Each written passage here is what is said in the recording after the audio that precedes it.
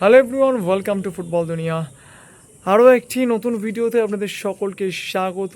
তো বিশ্বকাপ জ্বরে আমরা তো প্রত্যেকেই আক্রান্ত, কিন্তু তার মাঝখানে মোহনবাগান ইস্ট বেঙ্গল নিয়ে খবরও কিন্তু থেমে নেই।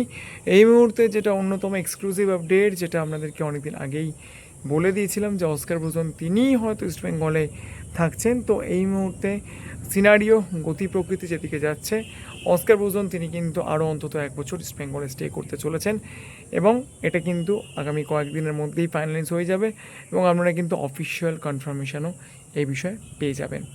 অন্যদিকে মোহনবাগান সুপার জায়েন্টে আবারও কিন্তু অ্যান্টনিও লোপেস হাভাস ফিরছেন এবং এইটা কিন্তু মোটামুটি অনেকটাই কথাবার্তা এগিয়েছে। হাভাসও কিন্তু তিনি মোহনবাগান সুপার জায়েন্টের যে প্রজেক্ট রয়েছে সেই প্রজেক্টে যথেষ্ট মানে সহমত পোষণ করেছেন এবং তিনি কিন্তু মোহনবাগান সুপার জায়েন্টের প্রজেক্ট নিয়ে কাজ করতে ইচ্ছুক। তো যতটা খবর পাওয়া যাচ্ছে, অ্যান্টনিও লোপেস হাভাসের বিষয়টা নিয়ে কিন্তু খুব তাড়াতাড়ি মোহনবাগান সুপার জায়েন্ট ম্যানেজমেন্ট কোনো একটা চূড়ান্ত সিদ্ধান্ত নিতে চলেছে। একদিকে অস্কার ব্রুজন, অন্যদিকে অ্যান্টনিও লোপেস হাভাস। তো সব মিলিয়ে এই মুহূর্তে কিন্তু যথেষ্ট ভালোভাবে ইস্টবেঙ্গল এবং মোহনবাগান তাদের সামনের মরশুমের জন্য দল গঠনের প্রক্রিয়া চালাচ্ছে, এরকমটা কিন্তু আমরা বলতেই পারি। তো ভিডিওটা এই পর্যন্তই ছিল।